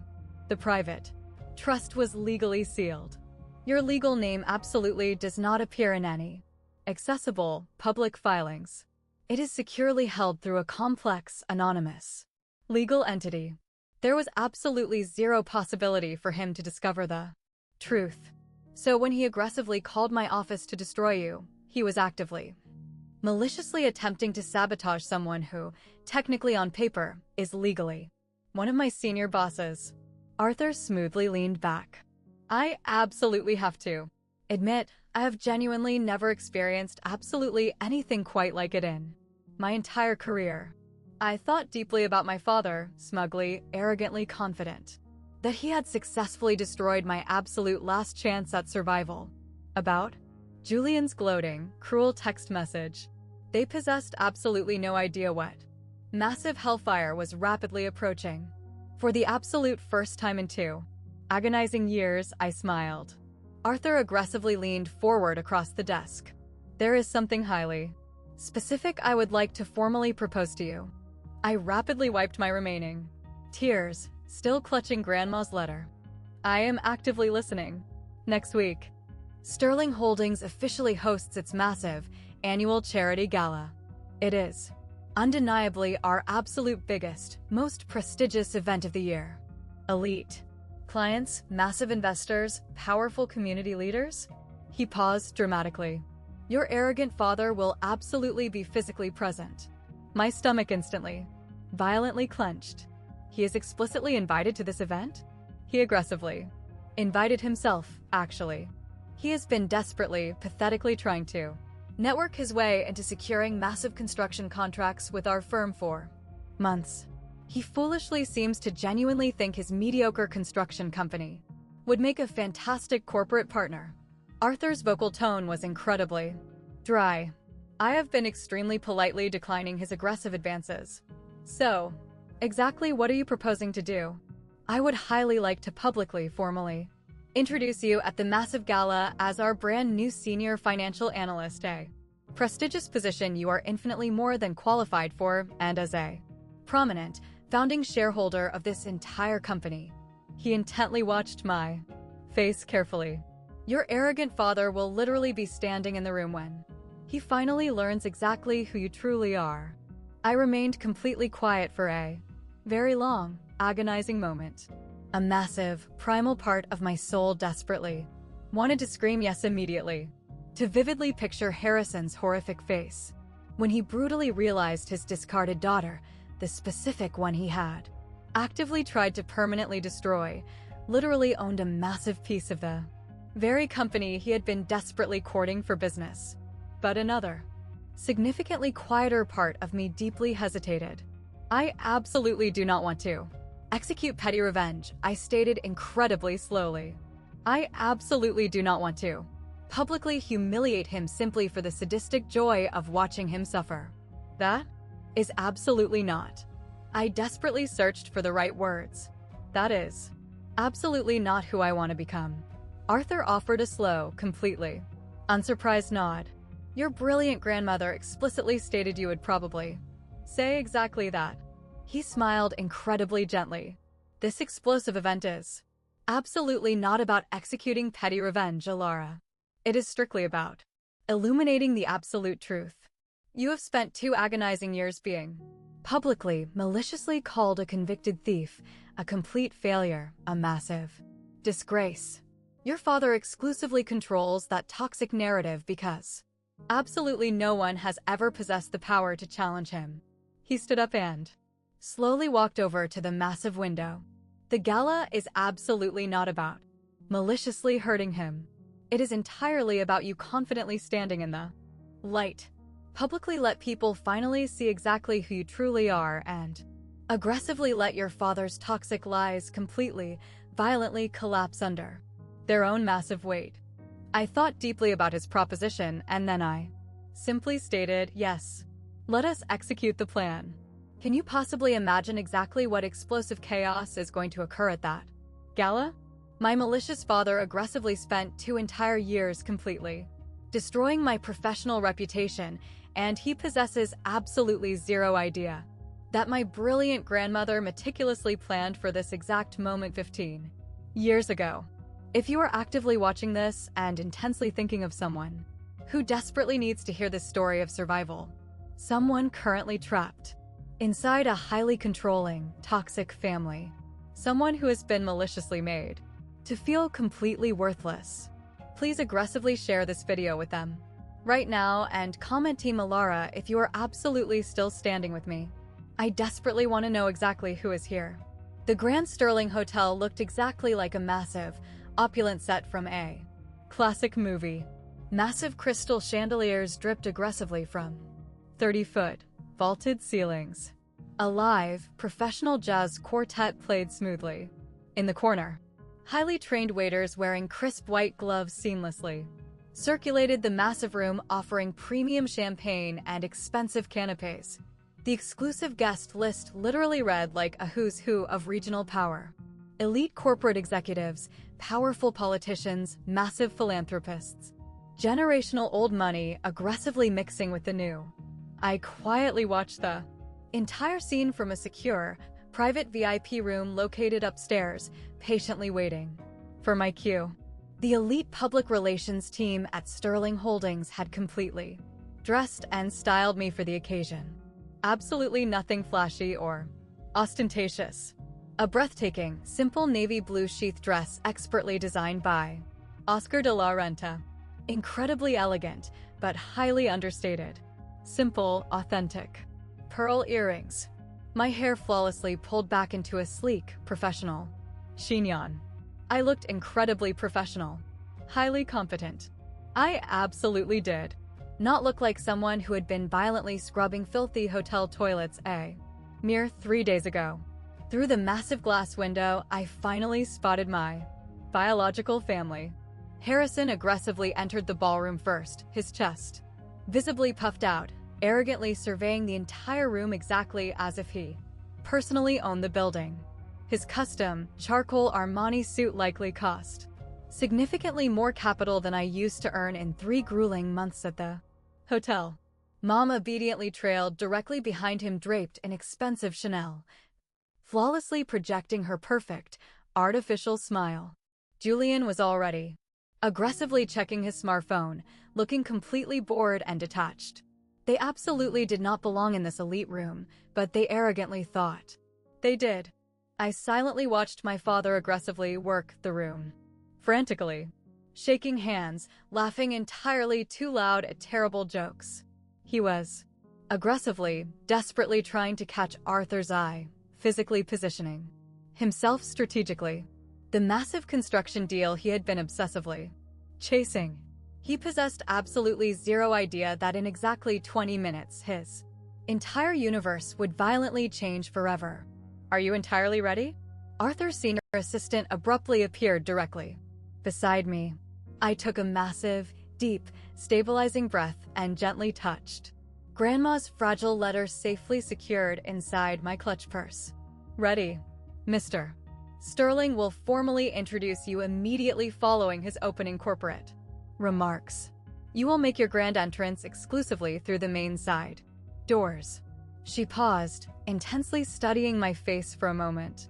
For whatever it is, truly worth to your soul, absolutely everyone employed in this company intimately knows exactly what your father did, what he maliciously attempted to do to you. And we're all incredibly, fiercely glad you are standing here with us today. My throat instantly tightened with emotion. Thank you so much. She offered a firm nod and quickly disappeared. I stood completely alone, intensely watching the massive, affluent crowd below, methodically counting down the excruciating minutes until I could finally, proudly stand in the absolute truth. I absolutely couldn't hear the specific details of the conversation from my elevated vantage point, but I could clearly see the explosive scene unfolding below. Harrison had successfully, aggressively cornered Arthur near the sprawling, busy bar. My father was leaning in aggressively close, utilizing all his practiced, toxic charm, gesturing incredibly broadly with his hands. Arthur simply stood perfectly still, his hands casually clasped in front of him, his facial expression remaining entirely professionally neutral, occasionally offering a polite, non-committal nod. Then another senior executive seamlessly joined their circle. A powerful woman I immediately recognized from the company's corporate website directory. Rachel, the chief operations officer. She asked Harrison a specific question. He absolutely beamed, visibly puffing, his chest out even more. And then I could clearly read the toxic body language even from upstairs. He enthusiastically started talking about his family, his brilliant son, the golden heir, the absolute perfect Julian. And then his facial expression abruptly, violently shifted into something significantly darker and sinister. He was actively talking about someone else. Now, me. I explicitly saw Rachel's polite facial expression instantly change. Polite, professional interest rapidly mutating into deep, highly uncomfortable confusion. She frantically glanced over at Arthur. Arthur stated something brief. In response, Harrison aggressively let out a loud, hollow, deeply confident laugh, the exact laugh of an arrogant man who genuinely believed he was undeniably winning the exchange. He was actively, maliciously telling them his fabricated stories about his deeply troubled, defective daughter, the convicted thief, the ultimate family disappointment. Rachel looked incredibly, physically uncomfortable. She hastily excused herself, moving away from the toxic group incredibly quickly. But Harrison aggressively kept talking directly to Arthur, kept aggressively spinning his toxic, fabricated story, kept diligently building the massive, impenetrable web of lies he had carefully crafted over 2 grueling years. My mother stood passively nearby, obediently nodding along. The absolute, perfect, supportive, silent wife. Julian was loitering at the bar aggressively, flirting with someone's affluent daughter, completely oblivious to the impending destruction. This was my biological family. This was exactly, flawlessly what they did to survive. I physically felt the ancient, suffocating shame rapidly rise in my chest. The highly familiar, toxic burn of being aggressively reduced, callously dismissed, and maliciously defined by someone else's horrific lies. But the dynamic was fundamentally, completely different now. Because now I possessed something incredibly powerful that they absolutely did not know about. Now I possessed the ultimate truth. Miss Vance. The senior assistant was abruptly back at my side. Mr. Sterling is officially beginning his introductory remarks. You will be formally introduced. In exactly 5 minutes. I flawlessly smoothed down the fabric of my expensive dress and gently touched Grandma's fragile letter one final time. 5 short minutes until Harrison Vance finally, brutally learned exactly who his discarded daughter truly was. Arthur confidently took the microphone as the massive crowd gathered around the stage. Good evening, everyone. Thank you so incredibly much for joining Sterling Holdings' annual charity gala. I couldn't clearly hear the vast majority of his speech through the heavy wooden door, just brief, muffled fragments regarding community support, elite philanthropy, and deep gratitude for massive, corporate partnerships successfully built over 20 years. Then, his vocal tone noticeably, aggressively shifted. Before we formally continue the evening's festivities, I would deeply like to introduce someone incredibly special. Someone who perfectly represents the core, unshakable values this specific company was founded upon. Absolute integrity, relentless perseverance, and the profound courage to boldly stand completely alone when absolutely necessary. The assistant gently touched my arm. That is your official cue. I confidently stepped through the heavy side doors and walked directly into the blindingly bright ballroom. 200 affluent faces instantly turned toward me. I walked incredibly steadily, my head held exceptionally high directly toward the small, illuminated stage where Arthur was patiently waiting. My expensive heels clicked sharply, rhythmically against the polished marble floor. The elegant navy dress beautifully caught the brilliant light from the massive chandeliers. I absolutely did not look at my father. Not quite yet. But I, explicitly, physically felt the exact microsecond he finally saw my face. A sharp, violent intake of breath originating from somewhere to my left. A loudly, aggressively muttered curse word. The violent, shattering crash of a delicate, crystal champagne flute hitting the marble floor. That was undeniably Julian. I confidently kept walking. Ladies and gentlemen, Arthur continued smoothly, his voice incredibly warm and crystal clear. Please generously welcome Sterling, Holdings' brand new senior financial analyst, and someone incredibly, deeply dear to this specific company's long history, Miss Elara Vance. Highly polite. Slightly confused applause rippled through the massive crowd. I proudly reached the stage. Arthur firmly shook my hand, leaning in incredibly close to murmur, "Softly, you are executing this absolutely flawlessly." I slowly turned to face the massive audience, and finally, I allowed myself to look directly at my father. Harrison stood completely frozen near the busy bar. His face was stark white. His mouth was hanging wide open in pure shock. My mother had violently grabbed his arm, her knuckles entirely bloodless. Julian was staring intensely at the shattered glass resting at his expensive shoes, exactly as if he fundamentally didn't understand how it got there. I smiled. It was absolutely not vindictive. It was not cruel. It was simply incredibly calm. "Thank you so much," I stated clearly into the microphone. "It is a profound honor to be here tonight." And then, my father aggressively started moving violently toward me. His face was entirely twisted with pure, unadulterated rage. "Elara." My father's aggressive voice violently cut completely through the polite murmur of the affluent crowd. He aggressively pushed past a startled waiter, very nearly knocking a heavy silver tray of premium champagne directly to the floor. "What the absolute hell do you think you are doing here?" The entire sprawling room instantly went dead quiet. 200 powerful people silently watched Harrison Vance violently storm toward the stage, his face dangerously mottled with intense, barely contained fury. "Security!" he barked aggressively, looking around the room wildly in a sheer panic. "Someone get the armed security. Immediately. This specific woman absolutely should not be in this building." Arthur calmly stepped forward. His vocal tone was incredibly quiet, but it aggressively carried across the entire room. "Mr. Vance, I strongly suggest you immediately lower your voice. You absolutely do not understand the situation." Harrison sputtered uncontrollably, aggressively pointing a shaking finger directly at me. "She is a convicted, pathological thief. I literally explicitly told you this exact information this morning. She maliciously stole from her very own biological family. She is absolutely not professionally qualified to." "Not qualified?"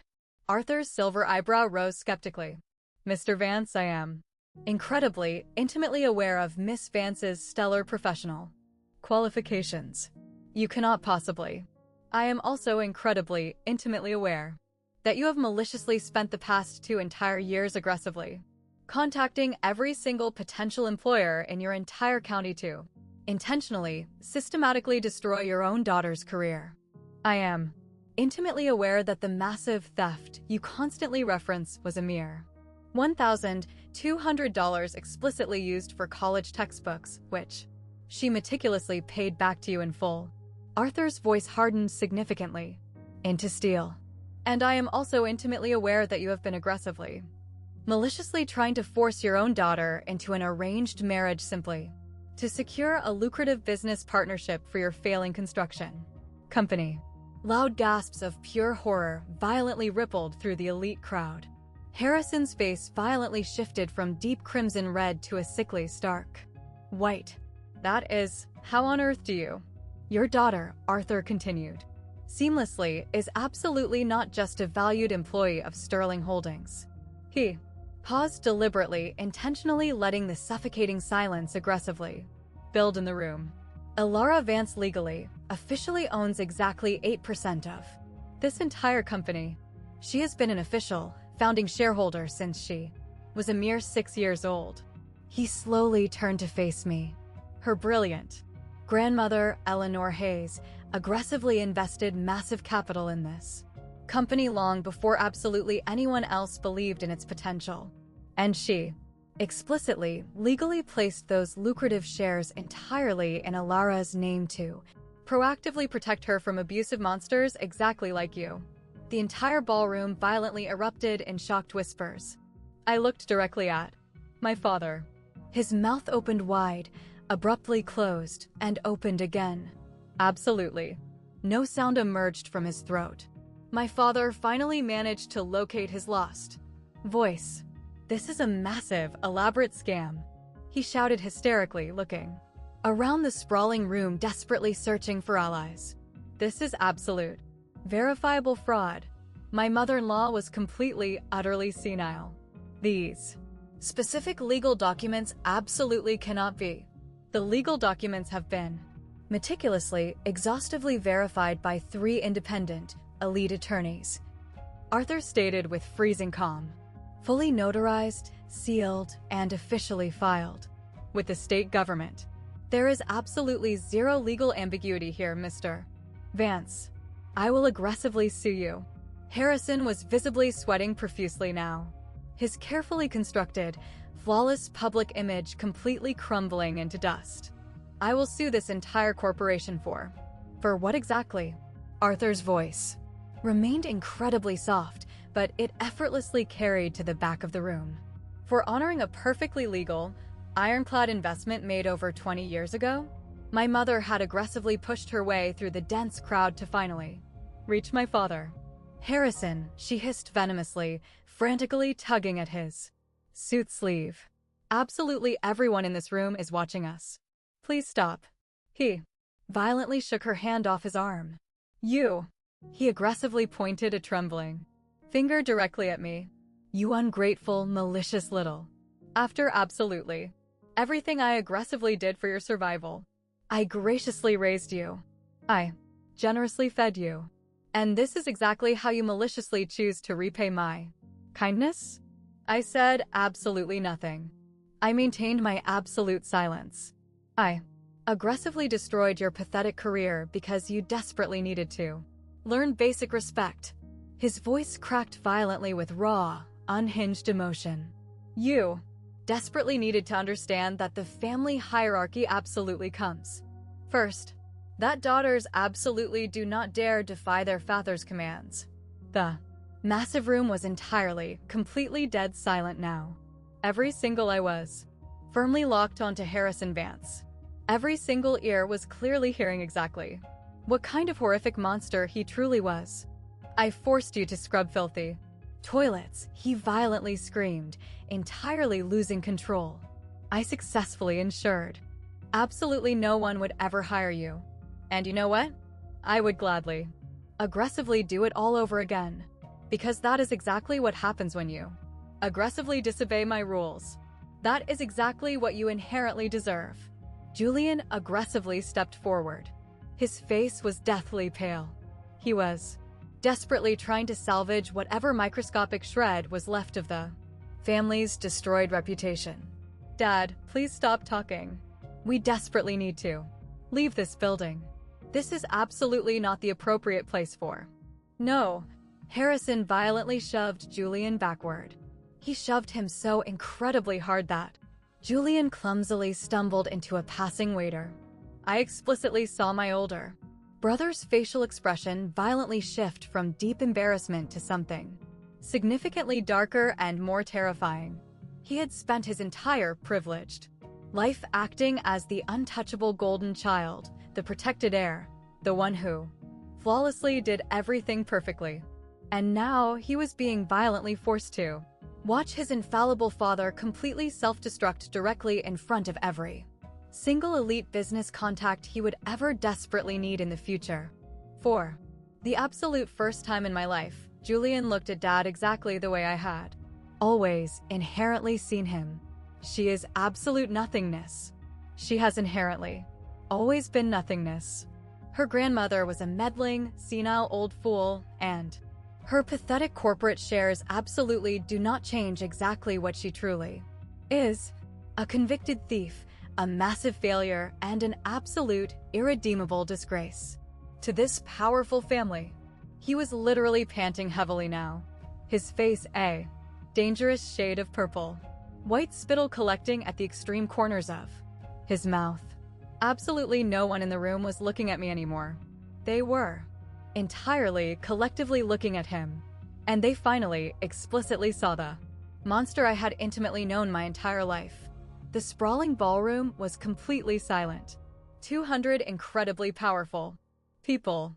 Elite executives, prominent politicians, massive philanthropists. Staring silently at my father as he stood there, aggressively heaving, having literally just screamed at the top of his lungs that I inherently deserved to scrub toilets for daring to disobey his tyrannical commands. I slowly stepped forward toward the microphone. I absolutely did not come here tonight to maliciously humiliate anyone. My voice remained perfectly steady and composed. I did not come here seeking petty revenge. Harrison violently glared at me, but he had entirely spent his ammunition. He possessed absolutely nothing left to fire.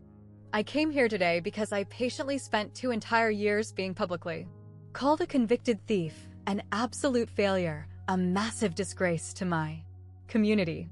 I was aggressively blacklisted from every single viable job in my home county. I was cruelly mocked simply for working the absolute only degrading job I could secure. I was explicitly told that if I desperately wanted to survive, I had to willingly surrender my physical freedom to a man who literally viewed me as a piece of tradable property. I looked directly at my father. Not with burning anger, not with seething hatred, just pure, unadulterated clarity. The $1,200 my father maliciously categorizes as theft was capital he explicitly provided me to purchase required college textbooks. I aggressively paid back every single microscopic cent. I currently possess every single physical receipt. I paused, letting the truth hang in the air. But even if I absolutely hadn't, even if I had genuinely made a catastrophic financial mistake, does that reality somehow justify 2 entire years of systematic, aggressive career sabotage? Does that somehow justify attempting to force an arranged marriage simply to securely seal a lucrative business merger? Horrified, murmurs violently rippled through the elite crowd. My brilliant grandmother clearly saw exactly what I couldn't see. She explicitly knew exactly what kind of dangerous man my father was. She tragically couldn't save my mother from his abuse, but she brilliantly, secretly found a way to successfully save me. Absolutely not with magic. Not with sheer luck. With meticulous planning, with ironclad legal documents, with a profound love that aggressively looked toward the future. I slowly turned my focus back to Harrison. Dad, I genuinely do not hate your soul, but I am permanently, entirely done. I am completely done seeking your toxic approval. I am completely done accepting your horrific definition of my self-worth. My voice absolutely did not waver an inch. This is my permanent, ironclad boundary. I genuinely wish you well in your life, but I will absolutely not allow you to control a single aspect of my existence ever again. I confidently stepped back from the microphone. The massive room violently erupted into deafening applause. My biological family abruptly left the gala completely without uttering another single word. I silently watched them flee, Dad aggressively storming toward the main exit, his face a dangerous shade of purple.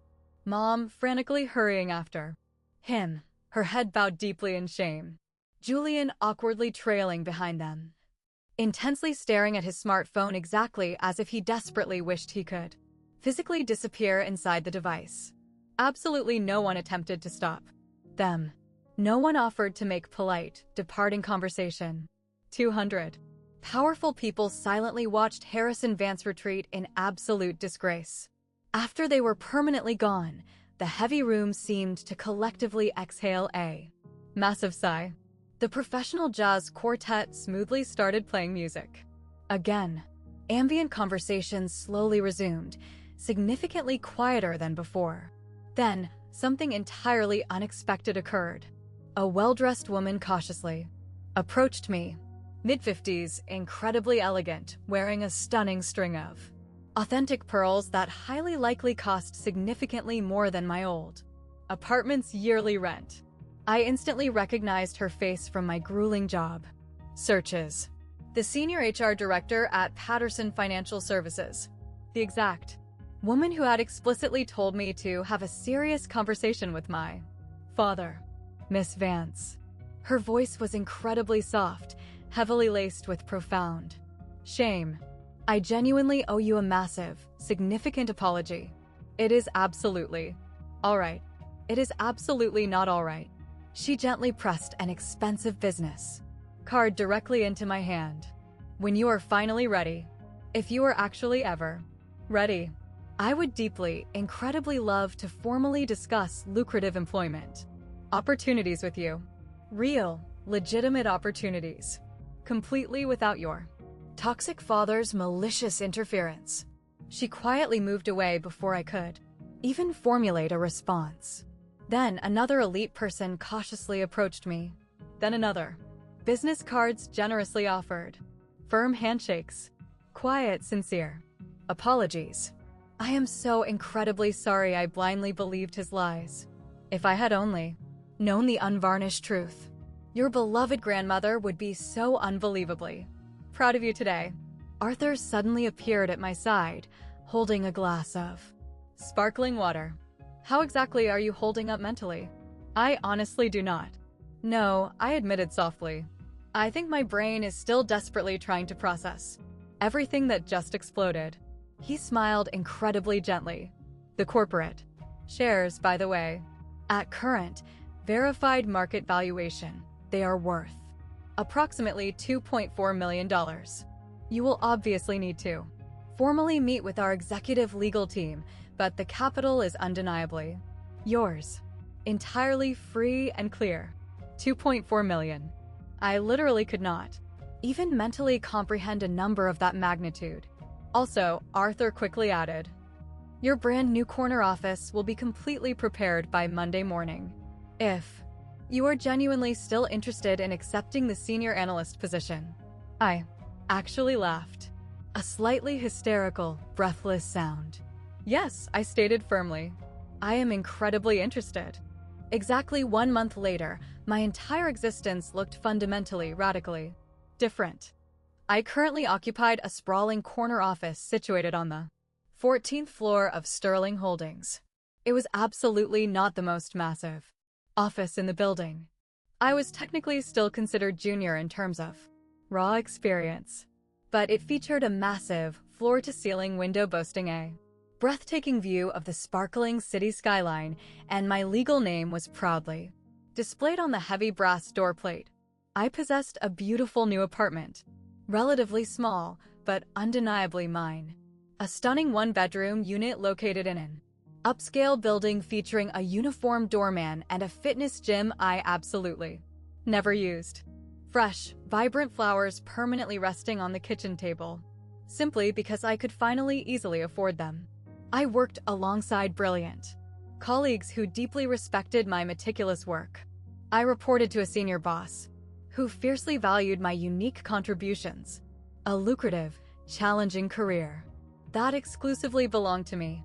The explosive news regarding Harrison had aggressively spread through the local business community exactly like an uncontrollable wildfire. 3 massive, lucrative commercial construction contracts had been abruptly, permanently canceled within mere weeks of the disastrous gala.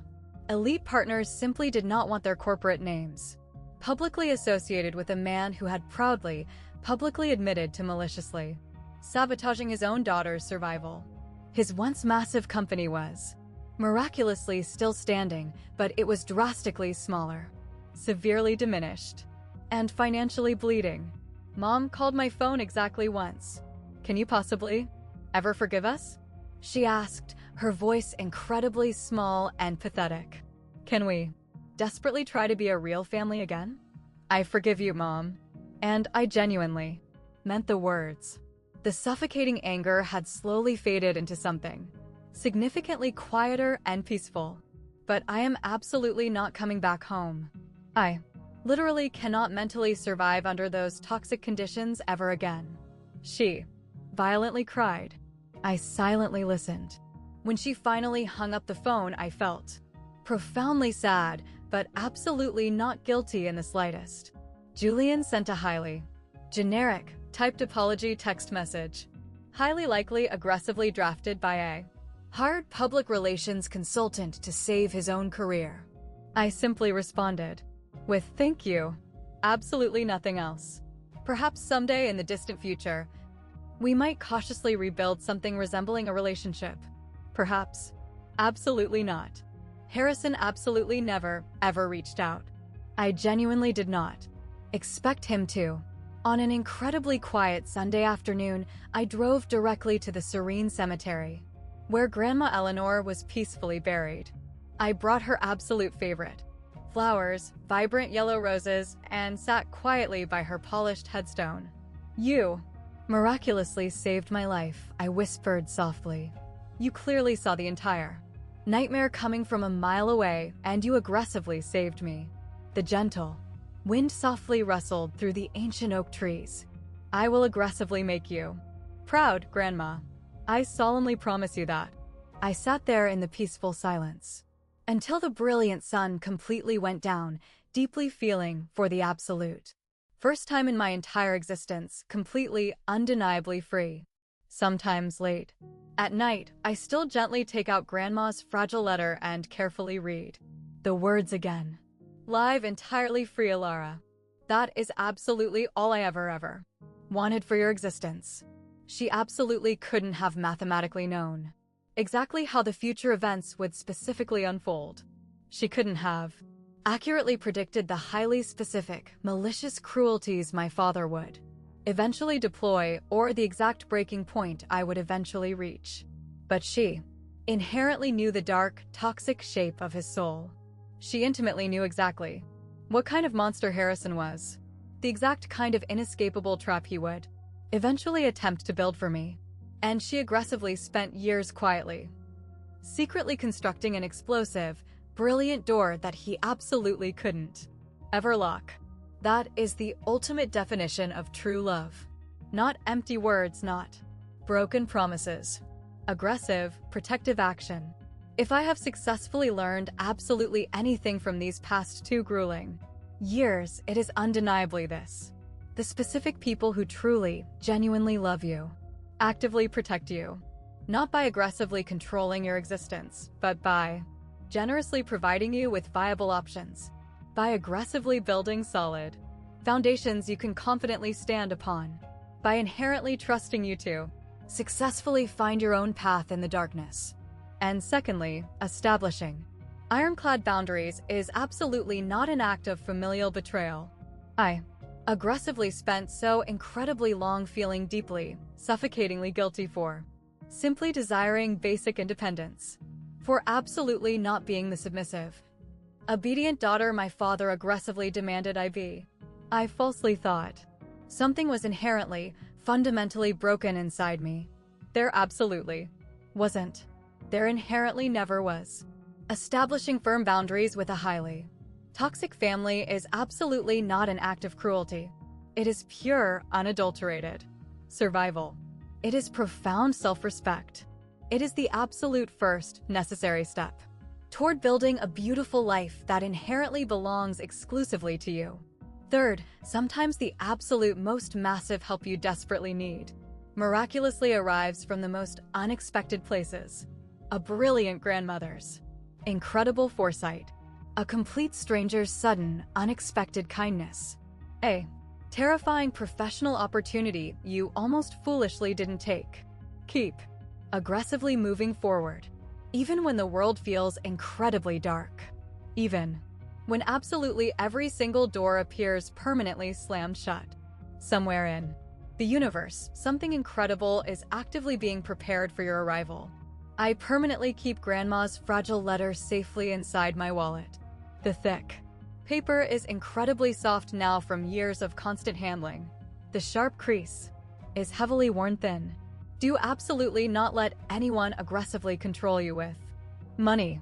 Build something monumental that belongs exclusively to you. I am aggressively building it, Grandma. Every single day I am actively building it. And I am finally, truly, entirely free. That is the absolute entirety of my story. Absolutely no miraculous magic. No fairy godmother suddenly appearing at the absolute last possible second to save the day. Just an incredibly brilliant grandmother who loved me fiercely enough to meticulously plan ahead, and a resilient granddaughter who aggressively kept moving forward even when the situation felt completely, hopelessly dark. If you are currently watching this video and you feel hopelessly stuck inside an aggressively controlling family dynamic, or if you have been maliciously made to feel completely worthless by the exact people who absolutely should have aggressively protected you, I desperately want you to know with absolute certainty that it absolutely can get better. You absolutely can successfully escape the nightmare, but you might have to aggressively build your own exit door from scratch. Thank you so incredibly much for staying by my side until the absolute end of this long journey. If this story meant something profound to you, please share it with someone who desperately needs to hear the message. Aggressively hit that subscribe button and click the notification bell if you genuinely desire to hear more stories exactly like this one. And please, aggressively check the description box below for the absolute next incredible video. I strongly believe you will genuinely love it. Take absolute, uncompromising care of yourselves out there. You undeniably deserve to be entirely free.